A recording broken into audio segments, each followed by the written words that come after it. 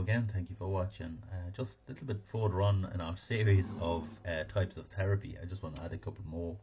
Um, this is going to be part two, and I'm not going to go through all of them because there's so many different types of therapy. But just I'm going to talk about what's considered the most common types or forms, or modalities, or whatever you want to call them. So there's DBT. So we mentioned CBT earlier on, and so DBT is what's dialectical behavior therapy, and um, so it's kind of a form of CBT, and it's designed for people who feel emotions very intensely. And an example of this might be someone who suffers with borderline personality disorder, or what's now known as EUPD, emotionally unstable personality disorder, which is absolutely horrible, isn't it? The horrible phrases, the horrible terms, it nearly dehumanises an individual to a couple of levels. So in actual fact, the people, and the same as us, everyone's struggling with this, and they get labelled with these horrible phrases. I really hate that.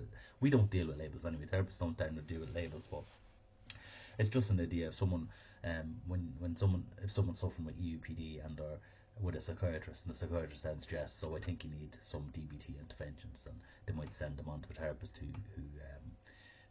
specialises in this.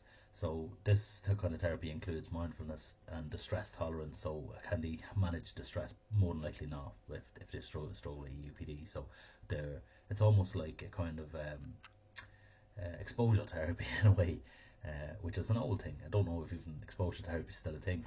But then we talk about the deal with manage emotion regulation, and then and just interpersonal effectiveness. How are they in their own world? It just allows them to be able to take a moment without the chaos in their world and just ground and deal with what's happening. So to explain it simply, then it basically helps you manage overwhelming emotions and improve your relationships, and it teaches you balance and acceptance. Very simply put.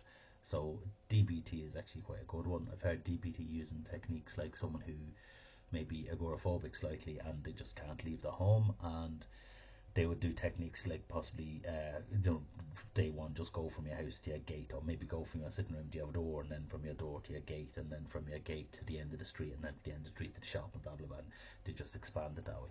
So again, these would be technically used within a therapy area, so it wouldn't always just be that.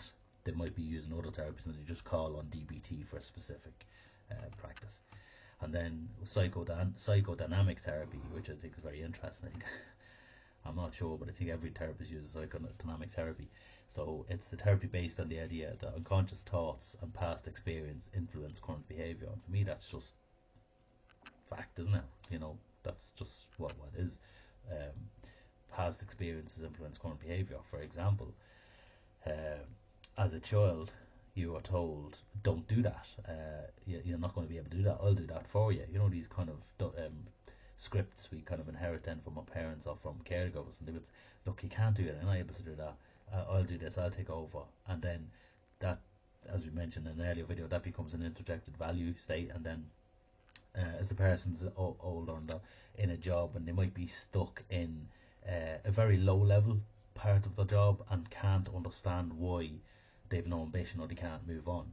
So that was psychodynamic therapy would explore that a little bit. So to explain that simply, it would help you understand your deep-rooted feelings from the past, and to help you to make sense of your struggles. So that's quite good.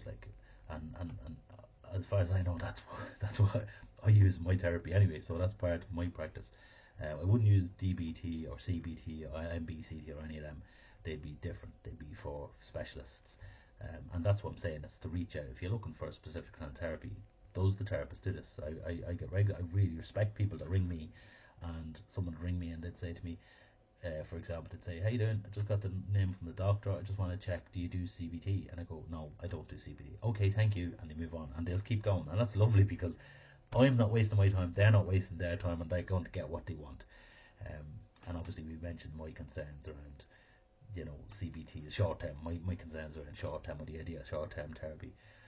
When I mentioned CBT the other day, what I neglected to mention was that it was created, and it was grabbed straight away because people thought, oh yeah, we can sell this as a short term therapy, you won't need to spend huge amounts of money, which is a huge concern for me. because it's not the be all and end all. All these therapies are tools. It's like having a work belt and a tool. You say, oh, well, that didn't work, I'll use this one. Oh, that didn't work, and maybe you try this one. And that didn't work, and I'll try this one. And that's really what good therapy is. It's adapting therapy styles to fit the client, and no client is the same. You can't do the same thing for each client. It's not going to work. And you're going to be really artificial and false as a therapist too. So that's the part 2, and I will be following with part 3. Thanks for watching.